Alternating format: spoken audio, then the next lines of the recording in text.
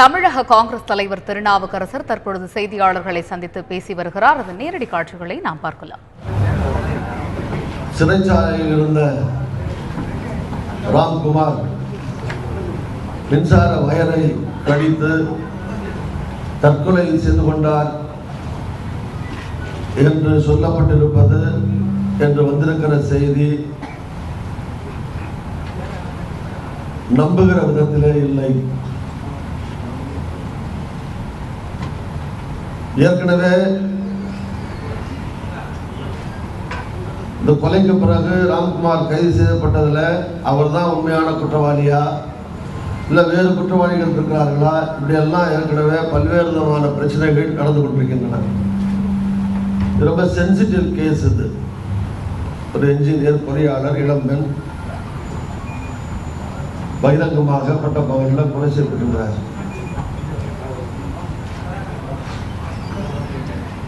சிறைக்குள்ளே இருப்பவர்கள் நீதிபதிகளாலே குற்றவாளிகள் என்று நிர்ணயிக்கப்படுகிறவரை, ஏன் இன்னும் சொல்ல போனால் தண்டனை தரப்பட்டு சிறைக்குள்ளே இருந்தாலும் கூட சிறைக்குள்ளே வைத்ததற்கு ரெண்டு காரணங்கள். ஒன்று தண்டனை காரணமாக, இன்னொன்று பாதுகாப்பு காரணமாக. சிறைச்சாலை தான் அவர்களுக்கு ஒரு பாதுகாப்பான இடம். அதை விட பாதுகாப்பான இடம் இருக்க முடியாது. அந்த சிறைச்சாலைக்குள்ளேயே தற்கொலை செய்து கொள்கிறார்கள் அல்லது கொலை செய்யப்படுகிறார்கள். அங்கு இருக்கிற குற்றவாளிகள் அல்லது ஜெயிலில் இருப்பவர்கள் அடித்து காயப்படுத்தப்படுகிறார்கள். இது முதல் சம்பவம் அல்ல, இப்படி தொடர்ந்து நடக்கிறது. எனவே காங்கிரஸ் சார்பிலே நான் வற்புறுத்த விரும்புவது, உயர் நீதிமன்றத்தினுடைய நீதிபதி தலைமையில விசாரணை அமைக்கப்பட வேண்டும் அல்லது சிபிஐ விசாரணை நடத்தப்பட வேண்டும். ராம்குமார் இறந்திருப்பது மட்டுமல்ல, இந்த கொலை நிகழ்ந்ததிலிருந்து சேர்த்தே இந்த விசாரணை நடைபெற வேண்டும். கொலைக்கான காரணங்களிலிருந்து, யார் கொலை செய்தார்கள் என்பதிலிருந்து முற்றிலுமான உண்மை அதில் என்ன நடந்திருக்கிறது, இப்போது சிறைக்குள்ளே அவர் எப்படி இறந்தார், இதெல்லாம் கண்டறிய விசாரணை கமிஷன் அல்லது சிபிஐ என்கொயரி நடைபெற வேண்டும். அரசு அளவில் ஐபிஎஸ், ஐஏஎஸ், ஒரு நீதிபதி, ஓய்வு பெற்ற உயர்நீதிமன்ற நீதிபதி, இப்படி ஒரு மூவர் கொண்ட குழுவை அமைத்து தமிழ்நாடு முழுவதும் இருக்கிற எல்லா சிறைச்சாலைகளையும் பார்வையிட்டு சிறைச்சாலைக்குள்ள எதிர்காலத்தில் இது போல சம்பவங்கள் நடைபெறாத வண்ணம் எப்படி தடுப்பது, அது கொலையோ தற்கொலையோ, அவர்களுக்கு பாதுகாப்பு, இருப்பவர்களுக்கு பாதுகாப்பு என்றால் எப்படி பாதுகாப்பு தருவது, இது மாதிரி இப்போ மின்சாரம் தாக்கி இறந்து போனார்னு சொல்கிற மாதிரி இதெல்லாம் எப்படி அவாய்ட் பண்ணுறது, தவிர்ப்பது, இதெல்லாம் எல்லா சிறைச்சாலைகளையும் ஒரு குழு சென்று பார்த்து அரசுக்கு பரிந்துரை அனுப்ப வேண்டும். சிறைக்குள்ளே தண்டிக்கப்பட்டிருந்தாலும் சரி அல்லது குற்றவாளியாக கைது செய்யப்பட்டிருந்தாலும் சரி, எல்லாம் மனித உயிர்கள் தான், எதுவும் மலிவானதல்ல. தண்டனை முடிந்து சில பேர் வெளியே வரலாம், அந்த பிறகு நல்ல முடிவாக உலகத்திலே வாழக்கூடிய சூழ்நிலை ஏற்படலாம். அதில் சிறையிலேயே கொல்லப்படுவது, தாக்கப்படுவது, பாதுகாப்பு இல்லாத சூழ்நிலை, இதெல்லாம் எதனாலே இருக்கிறது என்பதெல்லாம் இதை ரெக்டிஃபை பண்ணுறதுக்கு, இதில் மாற்றங்கள் கொண்டு வருவதற்கு இந்த கமிட்டி ஒன்று தமிழ்நாடு முழுவதும் சென்று அரசுக்கு ஒரு ஆலோசனை தந்து அவற்றை எல்லாம் அரசாங்கம் செயல்படுத்தவும் முன்வர வேண்டும் என்று நான் கேட்டுக்கொள்கிறேன். இரண்டாவது, இப்போ பாகிஸ்தான் தீவிரவாதிகளோ அல்லது இராணுவமோ பிஜேபி அரசு, மோடி அரசு வந்த பிறகு அதிக எண்ணிக்கையிலே நடைபெறுகிறது. இந்திய இராணுவ வீரர்கள் சமீபத்தில் நேற்று இன்றைக்கெல்லாம் ஒரு 20 பேர் வரைக்கும் கொல்லப்பட்டிருக்கிறார்கள்.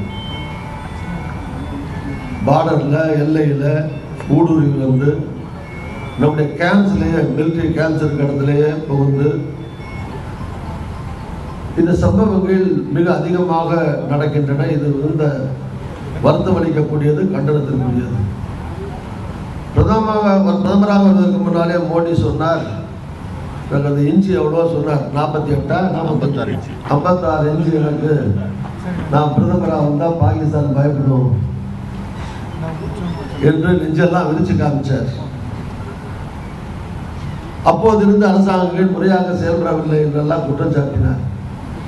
இந்த விரிந்த மார்பழகன் வந்த பிறகுதான் ஏராளமான தாக்குதல்கள் அதிகமாக நடைபெற்றுக் கொண்டிருக்கிறது. அன்பார்ச்சுனேட்லி மோடி அவர்களை பொறுத்த வரைக்கும் அவர், நான் அடிக்கடி சொல்ற மாதிரி, உள்நாட்டு பிரதமர் என்பதை காட்டிலும் வெளிநாடு வாழ் இந்தியர்களுடைய பிரதமர், என்ஆர்ஐ பிரைம் மினிஸ்டர் மாதிரி வெளிநாடுகளிலே சுற்றி கொண்டிருக்கிறார். இந்தியாவிலே அவர் அதிக கவனம் செலுத்தணும். இன்னும் போகாத பல மாநிலங்கள் இருக்கிறது. காஷ்மீர் பற்றி எரிகிறது. ஊடுருவல்கள் ஜாஸ்தியாகி இராணுவத்தினர் தாக்கப்படுகிறார்கள். இது போன்ற மிக முக்கியமான பல பிரச்சனைகள் இருக்கிற போது இவற்றையெல்லாம் ஒதுக்கிவிட்டு ஊர் ஊராக நாடு நாடாக போய் கொண்டிருக்கிற மோடி அதிக கவனம் செலுத்த வேண்டும். ஒரே நிமிஷம்.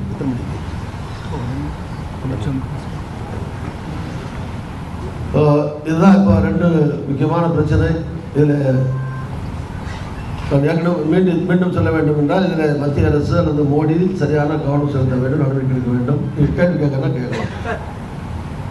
தமிழ் மாநில காங்கிரசுடைய தலைவர் வி.கே. வாசன் ஸ்டாலினுக்கு சந்தித்து கூட்டணிக்கான அத்தியாரம் போட்டிருக்காரு. நீங்க எப்படி பாக்குறீங்க? இப்போது இந்த பத்திரிகையாளர் சந்திப்பு முடிந்தவுடன் நேரடியாக திராவிட முன்னேற்ற கழகத்துடைய தலைவர் டாக்டர் கலைஞர் அவர்களை சந்திப்பதற்காக நேரே அங்கு போகிறேன். நண்பர்கள் எல்லாம் போகிறோம். மரியாதை நிமித்தமாக நான் பொறுப்பேற்ற பிறகு இன்னும் அவரை சந்திக்கவில்லை. சில நிகழ்ச்சிகள் தொடர்ந்து அவர்களுக்கு இருந்த காரணத்தினாலே இப்போது சென்று டாக்டர் கலைஞர் அவர்களை மரியாதை நிமித்தமாக சந்திக்க இருக்கிறேன். தலைவர்களை, கட்சியினுடைய தலைவர்களை, மற்ற கட்சியினுடைய தலைவர்கள் 2 பேரும் ஒத்துக்கிட்டா யார் வேணாலும் யாரை வேணாலும் எப்போ வேணாலும் பார்த்துக்கலாம். அதுக்கு நான் என்ன அபிப்பிராயம் சொல்றது?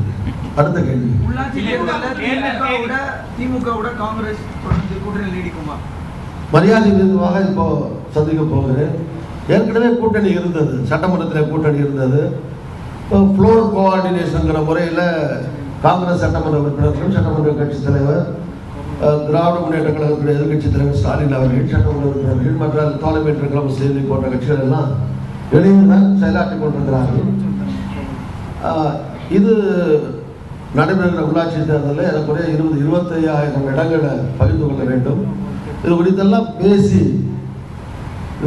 பேசி விரைவிலே உங்களுக்கு நிலைமைகளை அப்போதைக்கு அப்போது உங்களை அழைத்து தினம் தான் சந்திக்கிறோம். தினம் இதில் டெவலப்மெண்ட்ஸ் வர வர உங்களுக்கு சொல்லிகிட்டே இருப்போம். பொறுத்தவரை கட்சியை வலுப்படுத்துவதற்கான முயற்சியில் நீங்கள் ஈடுபடுறீங்க. அப்படி இருக்கும்போது வரக்கூடிய உள்ளாட்சி தேர்தலில் தனிச்சு வாய்ப்பு இருக்கா காங்கிரஸ்? அது எப்படி நிற்கிறோங்கிறத முடிவு பண்ணோடனே உங்களுக்கு சொல்கிறேன். எப்படி நிற்கிறான், எத்தனை இடத்துல நிற்கிறாங்கிற தகவலை முடிவு பண்ணோடனே உங்களுக்கு தானே சொல்ல முடியும். கண்டிப்பாக சொல்லுவேன். திமுக கூட காங்கிரஸ் தமாக கூட்டணி வச்சா அவங்க கூட தேர்தலை சந்திக்கிறதுக்கு நீங்க தயாரா? காங்கிரஸ் இல்லை இப்போ கூட்டணியை பற்றி பேசுகிறேன். அவங்க போய் கூட்டணி பேசுனாரா, கூட்டணியில் அறிவிச்சிருக்காங்களா?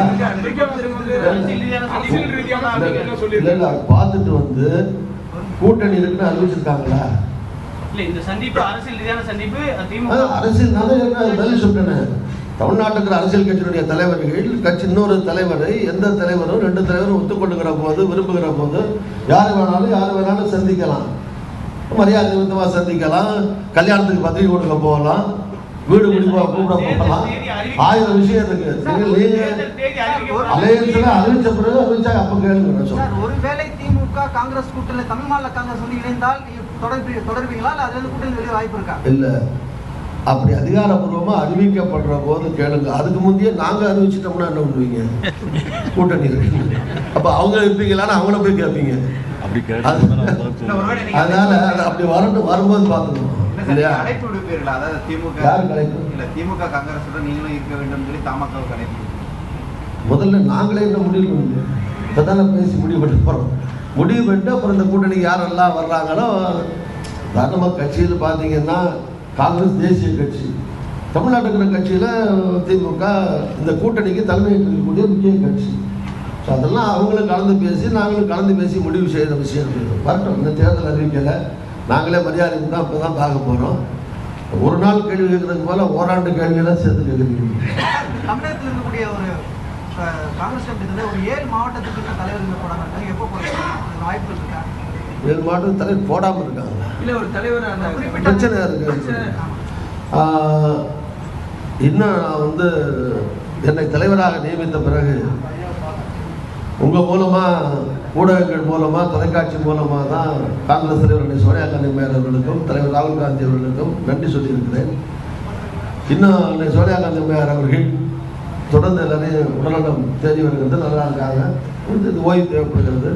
இன்னும் யாரையும் தொடர்ச்சியாக பார்க்க ஆரம்பிக்கலை. நம்ம போய் அவங்கள பார்க்கணும், நன்றி சொல்லணும். தலைவர் ராகுல் காந்தி அவர்கள் உத்தரப்பிரதேசத்தில் நீண்ட சுற்றுப்பயணத்திலே இருக்கிறார். 250 தொகுதிகளில் சுற்றி வந்து கொண்டிருக்கிறார். தேர்தலை ஒட்டி சீக்கிரம் இந்த வாரத்தில் டெல்லிக்கு வருவார். அவரை போய் சந்தித்து அவருக்கு நன்றி சொல்லணும். அப்போது தமிழ்நாட்டில் இருக்கிற பல்வேறு நீங்கள் கேட்ட மாவட்ட தலைவர் பிரச்சனையிலிருந்து பல்வேறு பிரச்சனைகளையும் அவர்கிட்ட பேசி அதுக்கு பிறகு திரும்பி வந்த பிறகு உங்களை எல்லாம் அழைத்து யார் என்னங்கிறத உங்களுக்கு சொல்கிறேன்.